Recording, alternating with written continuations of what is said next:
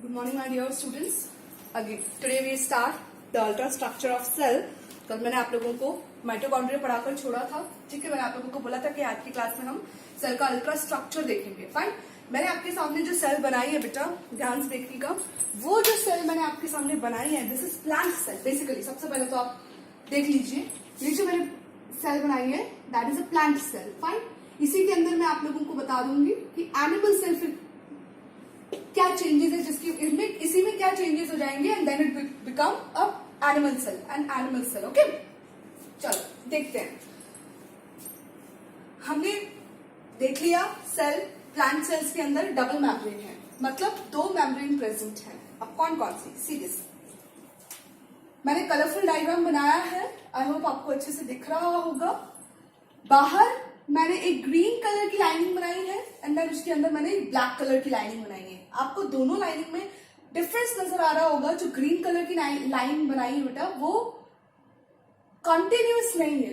ठीक है, उसके बीच में क्या आ रहा है, ब्रेकिंग आ रही है. फाइन. देखिए आपको पोर्स नजर आ रहे हैं. ठीक है, the outer one is called cell wall because plant cells having cell wall. ठीक है, इनर वन आप देखोगे, इनर वन जो मेम्ब्रेन है बेटा वो कॉन्टिन्यूअसली जा रही है, इसके बीच में कोई भी गैप नहीं है, कोई भी ब्रेकिंग नहीं है. So this is called cell membrane. Fine. ये क्या है, सेल मेम्ब्रेन है. ठीक है, उसकी तरफ अभी ध्यान नहीं देना है हमको, अभी ये समझना है. तो outer one is cell wall, inner one is cell membrane. अभी सेल मेम्ब्रेन क्या है, सेमी परमिएबल मेम्ब्रेन, तो इसलिए वो कंटिन्यूअस है बेटा. क्यों? क्योंकि इसके अंदर ऑलरेडी क्या है, लिपिड्स एंड प्रोटीन्स प्रेजेंट है, टनल प्रोटीन्स प्रेजेंट है इसके अंदर. फाइन. तो वो सब्सटेंसेस को from inside to outside, outside to inside travel करा लेते हैं. फाइन. लेकिन सेल वॉल क्या थी, टोटली सेल्यूलोज वगैरह हमें सेल्यूलोज की बनी हुई थी, माइक्रोफाइबर्स एंड मैट्रिक्स रीजन की. तो इस वजह से यहां से जस्ट बिकॉज की बिल्कुल सीमेंट की लाइक लेयर है, तो यहां से सब्सटेंस इनसाइड अंदर की तरफ ट्रांसफर नहीं कर सकते. फाइन. तो इसीलिए सब्सटेंस सेल अनदर सेल से इस सेल के अंदर सब्सटेंसेस आ पाए, मॉलिक्यूल्स न्यूट्रिएंट्स वगैरह अंदर ट्रेवल कर पाए.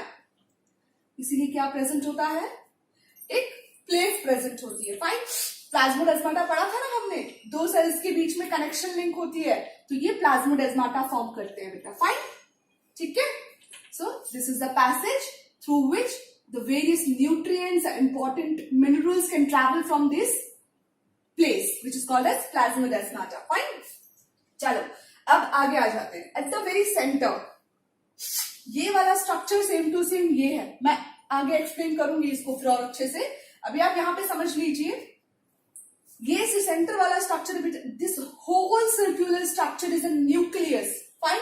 ये पूरा का पूरा स्ट्रक्चर क्या है, न्यूक्लियस है. फाइन. तो इसको मैं यहां पे इस तरीके से डिनोट कर देती हूं.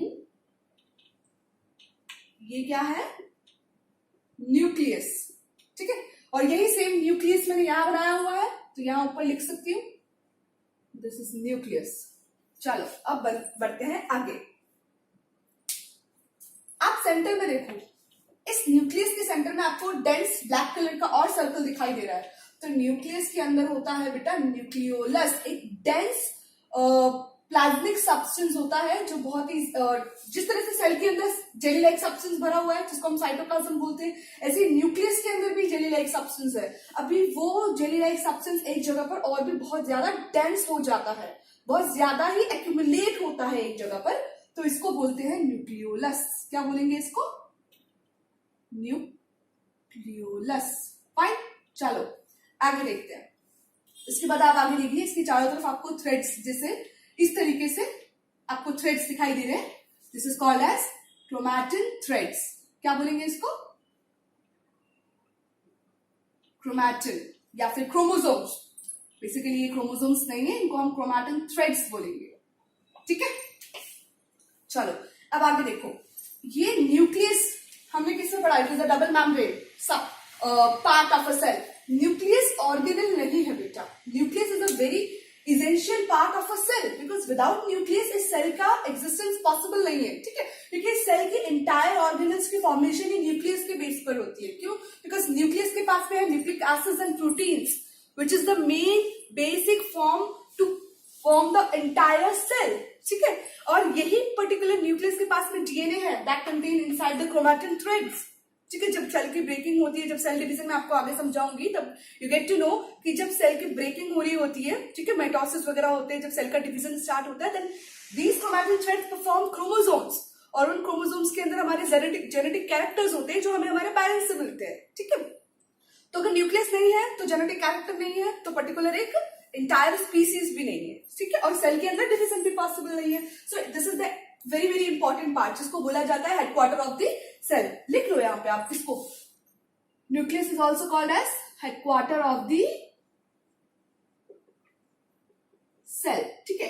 ये सेल का हेडक्वार्टर है, मतलब सारी की सारी चीजें यहीं से ही पास आउट होती है कि भाई इसका फॉर्मेशन होना है, सेल में सेल वॉल की ब्रेकिंग हो रही है, ठीक है, तो या डेसिकेशन हो रहा है तो सेल वॉल का फॉर्मेशन होगा।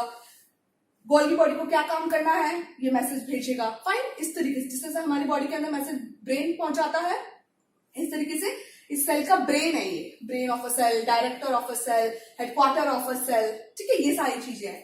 चलो अब आप देखो यहाँ पे भी आपको दो मेम्ब्रेन नजर आ रही है, एक रेड कलर की और एक ब्लैक कलर की, ठीक है। तो रेड कलर की क्या है, इनर मेम्ब्रेन, न्यूक्लियर मेम्ब्रेन, क्या बोलेंगे इसको, जो रेड कलर की है बेटा, this is called nuclear membrane, ठीक है। और सी इसके बाहर आप देखो ब्लैक कलर की भी एक और लेयर है, डबल मेम्ब्रेनस है, तो inner membrane is called nuclear membrane. जिस तरीके से सेल मेम्ब्रेन है, सेम ऐसे ही न्यूक्लियस के ऊपर भी एक न्यूक्लियर मेम्ब्रेन है। इसके बाहर आप देखो ब्लैक कलर की लाइनिंग, से यहाँ पे आपको बेटर दिखाई दे रहा है, रेड कलर की lining is called nuclear membrane, ठीक है। मैं यहाँ पे भी लिख देती हूँ, दिस इज कॉल्ड न्यूक्लियर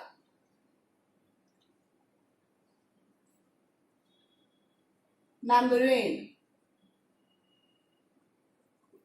ठीक है। And this is nucleolus,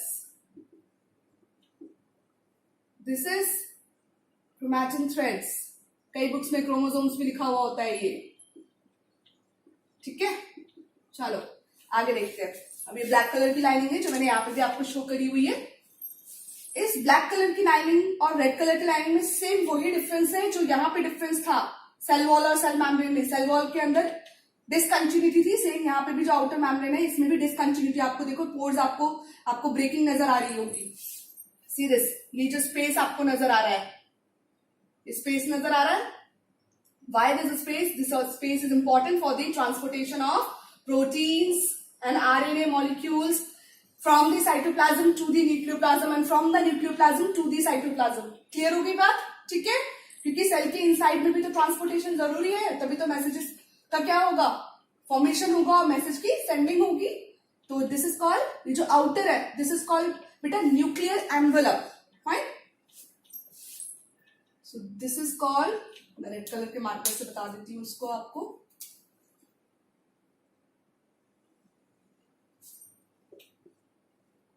nuclear envelope, ठीक है। यहां पे भी मैं लिख सकती हूँ, आप यहां पे देख लीजिए,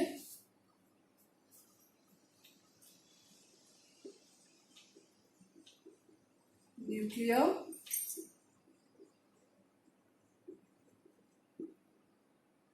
एनवेलप, फाइन।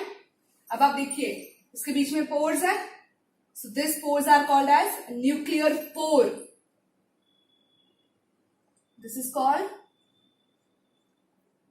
Nuclear pore. ये पोर्स प्रेजेंट होते हैं, ठीक है। सो यहां पे भी आप डिनोट कर सकते हैं,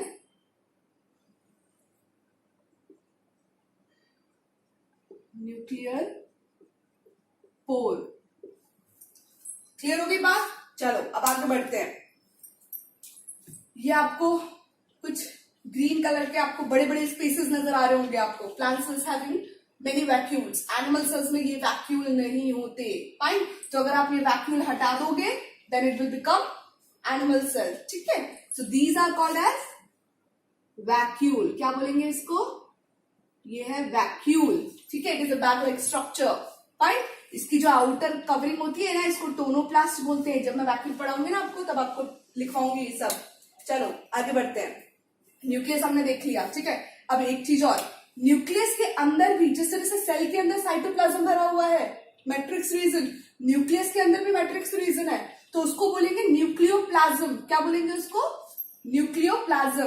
फाइन, यहाँ पे लिख देती हूँ जो व्हाइट कलर का जो भी पूरा एरिया है, entire area, this is called nucleoplasm.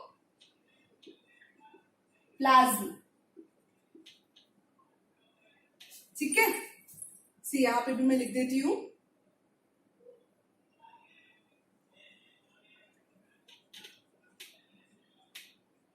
Nucleoplasm.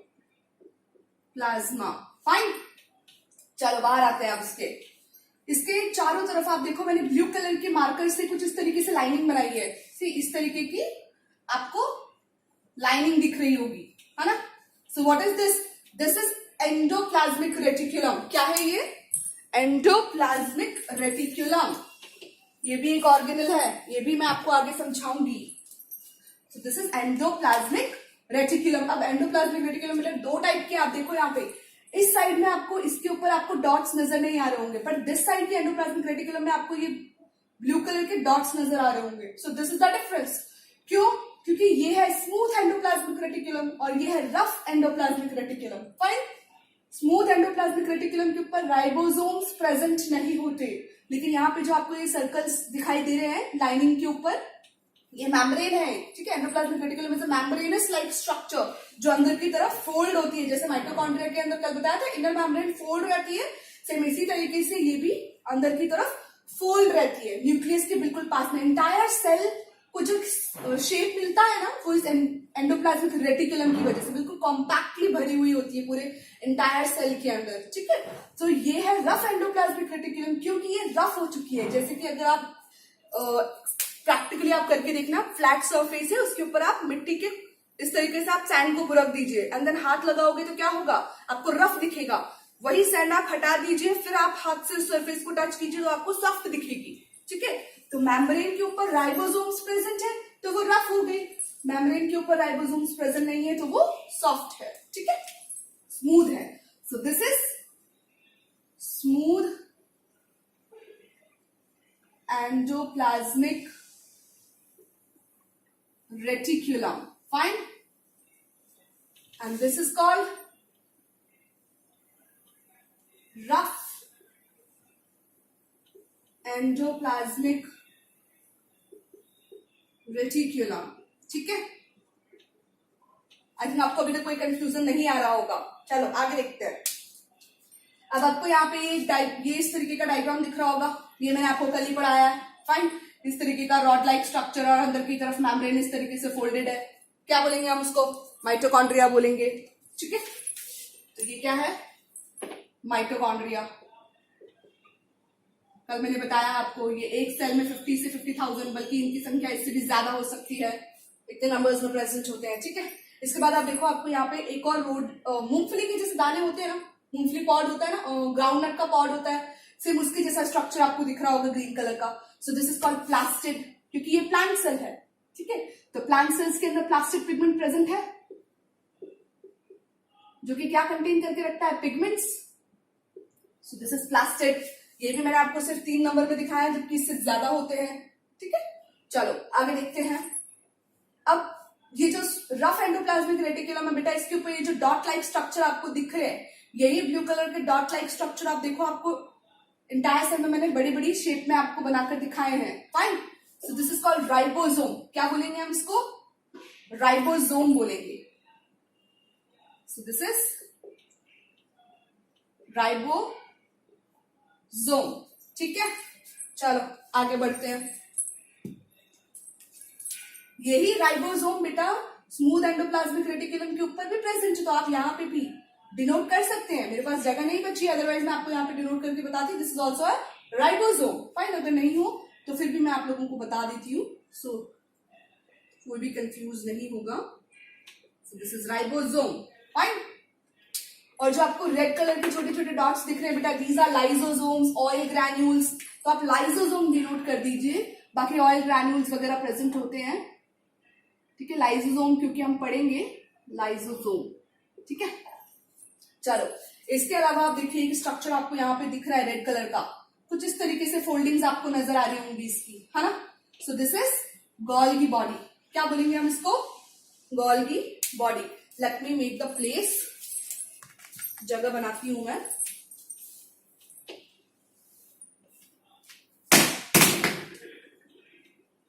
ये तो है राइबोसोम एंड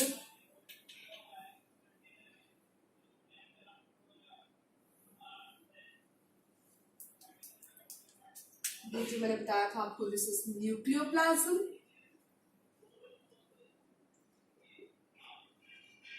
ठीक है, and this infoldings are Golgi body. अब कुछ बुक्स में इसको गोल्गी अपैरेटस भी बोलते हैं, so don't be confuse. You can say Golgi body, either Golgi body और गोल्गी अपैरेटस। ओके, चलिए, सारी हमने इंटायर ऑर्गेनल्स हमने डिस्क्राइब कर दिए हैं, लेबल्ड कर दिए हैं। अब सेल के अंदर आप देखो, इस जो व्हाइट कलर का आपको जितना भी मटेरियल दिख रहा है व्हाइट कलर का, फाइन, इसका मतलब सेल के अंदर क्या है? ये मैट्रिक्स है। So this is called as, क्या बोलेंगे हम इसको? साइटोप्लाज्म। क्या बोलेंगे? साइटोप्लाज्म। तो इसको मैं यहां डिनोट कर देती हूँ। This white colour portion is called cytoplasma, fine, ठीक है। तो ये है ultra structure diagram of a cell. I hope इसमें आपको कोई कंफ्यूजन नहीं हो रही होगी। ये जो मैंने आपको डायग्राम बताया, ये प्लांट सेल्स को डिनोट कर रहा है। अब इसके अंदर आप वैक्यूल हटा दीजिए, आप प्लास्टिड हटा दीजिए और सेल वॉल हटा दीजिए। जितने भी ग्रीन कलर के मार्कर से जो मैंने डायग्राम बनाया है, इसको आप हटा दीजिए। सेल वॉल हटा दीजिए, प्लास्टिड हटा दीजिए, वैक्यूल हटा दीजिए। तो बेटा जो सेल बचेगी वो कौन सी होगी? Animal cell. तो एनिमल सेल में पूरा nucleus as it is, endoplasmic reticulum as it is, Golgi body as it is, mitochondria as it is, lysosomes as it is, ठीक है। ये सब cytoplasma as it is, ribosomes वगैरह सब as it is होंगे। सिर्फ क्या नहीं होगा? सेल वॉल नहीं होगी, प्लास्टिक नहीं होगा और वैक्यूल नहीं होंगे, ठीक है। क्लियर हो गई ये बात? ठीक है, चलो एक बार मैं देख लूं आपको प्रॉपर अच्छे से स्क्रीन पर दिख रहा है कि नहीं। ओके, विजिबल है आपको अच्छे से। चलिए,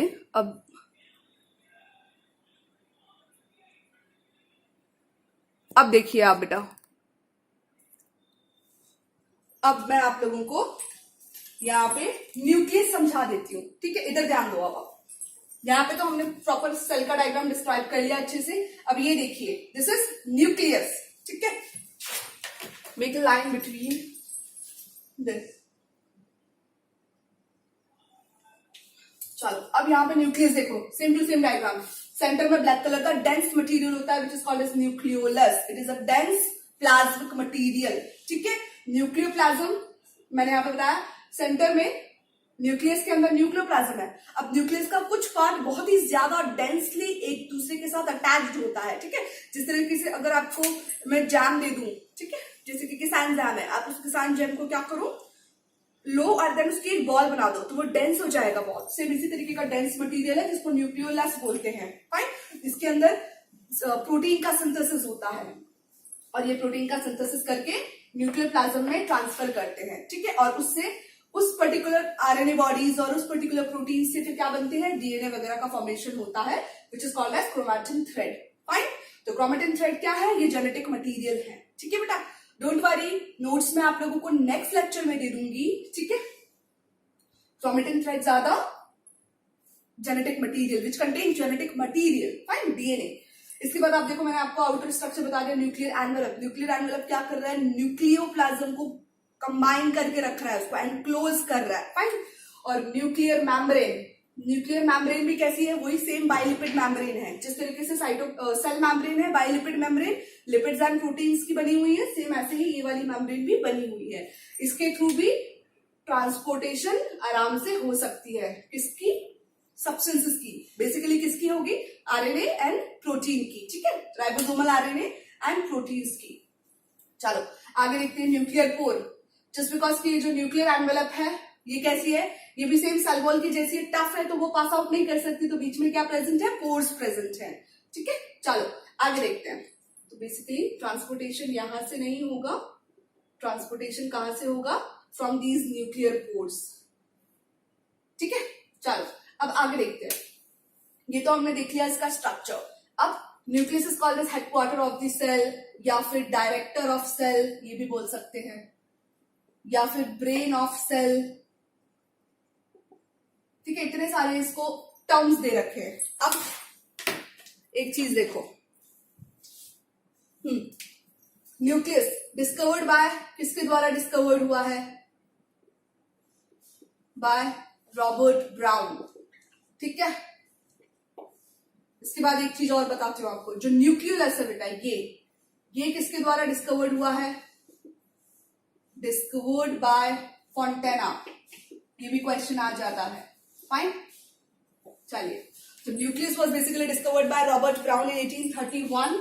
लिख दो यहाँ पे, बेसिकली ऐसा नहीं पूछा जाता बट समटाइम्स पूछा भी जा सकता है, तो लिख लीजिए, nucleus was basically discovered by Robert Brown 1831 में। Nucleolus was discovered by Fontana. ठीक है, अब इसका मेन फंक्शन क्या है बेटा? फंक्शन सी, न्यूक्लियस कहां प्रेजेंट है? सेंटर में। हमने नाम से पता चल गया कि वो डायरेक्टर है, वो ब्रेन है, वो हेडक्वार्टर है। इसका मतलब ये क्या कर रहा है? सेल की एक्टिविटीज, मेटाबॉलिक एक्टिविटीज में हेल्प कर रहा है। सो फंक्शंस भी आप देख लीजिए, मैं लिख देती हूं यहाँ पे। ठीक है, कंट्रोलर है, ये कंट्रोल करता है, कोई भी चीज एक्सेस में नहीं बनती। ठीक है, किसी भी सब्सटेंसेस को वो एक्सेस में पास ऑन नहीं होने देता। तो फंक्शन क्या है?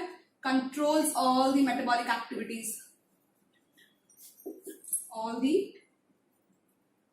Metabolic activities. फाइन, इसके अलावा आप देखो, हेल्प करता है in synthesis of protein and ribosomes. Sorry, ribosomes की यूनिट बनती ही प्रोटीन से है, राइबोसोमल प्रोटीन बोलते हैं उसको। तो प्रोटीन के सिंथेसिस में हेल्प करता है। इसके अलावा help in formation of genetic material. ठीक है, मतलब सिंथेसाइज करता है जेनेटिक मटीरियल। ठीक है बेटा, जेनेटिक इंफॉर्मेशन को ट्रांसफर करने में हेल्प करता है। एक तो जेनेटिक इंफॉर्मेशन, मटीरियल की जगह आप लिख लीजिए information.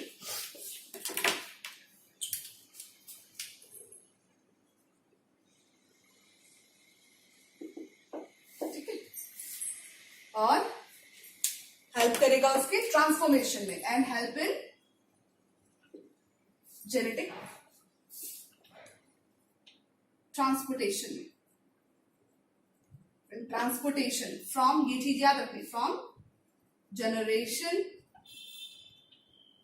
To generation. Generation to generation मतलब जो हमारे इनहेरिटेड कैरेक्टर्स हैं, जो हमारे डीएनए के अंदर जो हमारे जेनेटिक कैरेक्टर्स हैं, जो जेनेटिक इंफॉर्मेशन है, वो क्या हो रही है? वो हेरिटेड है बेटा, मतलब वो हमारे मम्मी पापा से हमें मिली है। ठीक है, हमसे हमारी आगे वाली जनरेशन को मिलेगी, हमारे मम्मी पापा को उनके मदर फादर से मिली है। तो धीरे धीरे वो कैरेक्टर्स क्या होते जा रहे हैं?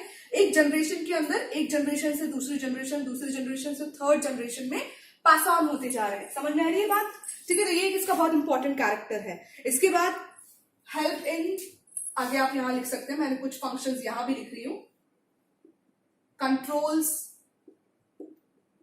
सेल साइकिल, ये सेल साइकिल को कंट्रोल करते हैं। रेगुलेट सेल ग्रोथ, सेल की ग्रोथ में भी रेगुलेट करते हैं। फाइन, सेल साइकिल मतलब सेल का डिफरेंशिएशन, सेल का डिवीजन, इन सब में कौन हेल्प कर रहा है? न्यूक्लियस। जब न्यूक्लियस क्या देगा? लाइक हमारे घर में कौन होते हैं? अगर हमारे घर में दादा दादी हैं, अगर ग्रैंड पेरेंट्स हैं, तो मदर फादर अपने डिसीजन अपने आप नहीं ले सकते। Why? Because grandparents are there. So mother father क्या करेंगे? बेसिकली फादर क्या करेंगे? अपने पापा से पूछेंगे, can we do this kind of activities और नॉट, हम ये कुछ कर सकते हैं। अगर पापा ने एग्री कि हाँ ठीक है कर सकते हैं, तभी फादर क्या होते हैं? आगे मूव ऑन करते हैं उस पर्टिकुलर वर्क पर। ठीक है,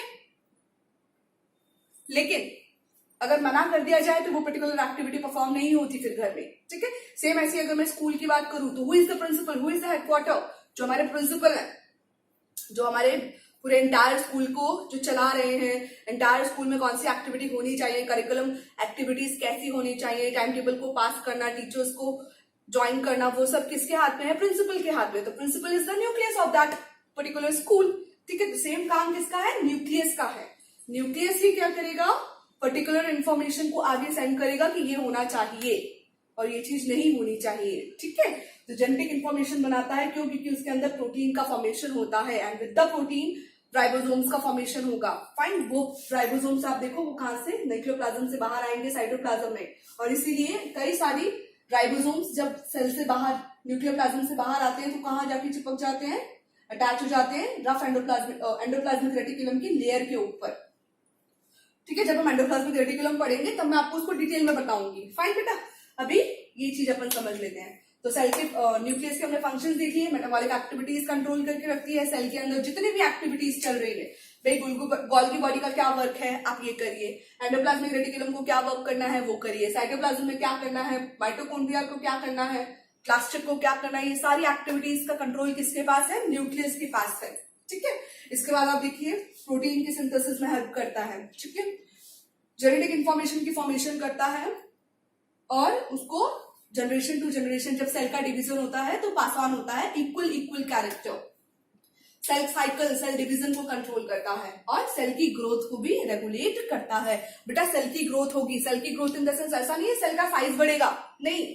फ्रॉम 1 सेल टू 2 सेल्स, 2 से 4 सेल्स। फाइन, बेबी छोटा होता है तब उसकी बॉडी में सेल्स कैसे है? धीरे धीरे धीरे धीरे, अभी कम है बेटा, छोटा है, पर धीरे धीरे बड़े क्यों हो रहे? क्यों? क्योंकि उसकी मसल साइज, उसके बॉडी के ऑर्गन्स की जो सेल्स हैं, ठीक है, इन सब में क्या हो रही है? ग्रोथ हो रही है। सेल्स क्या होती जा रही है? डिवाइड होती जा रही है। डिवाइड होती जा रही है तो नंबर ऑफ सेल्स बढ़ते जा रहे हैं, नंबर ऑफ सेल्स बढ़ते जा रहे हैं तो बॉडी का साइज भी बढ़ता जा रहा है। फाइन, तो इस तरीके की ग्रोथ में भी हेल्प करते हैं। ठीक है, तो ये हमारा टॉपिक आज यहीं पे कंप्लीट हुआ। इसके रिगार्डिंग अगर कोई डाउट है तो आप जरूर मुझे बताना बेटा। अगर आपको स्ट्रक्चर समझ में नहीं आया तो मुझसे जरूर पूछना। फाइन बेटा, मैं आपके लिए थोड़ा सा इस तरीके से जूम कर देती हूँ so you get all the notes properly.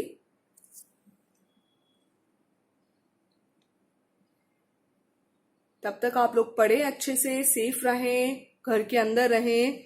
ठीक है, क्वेश्चन आंसर्स की प्रैक्टिस करें। मे बी मेरे नेक्स्ट लेक्चर में मैं आप लोगों को शायद कुछ क्वेश्चन आंसर्स दूं, डीपीपीज दूं सॉल्व करने के लिए।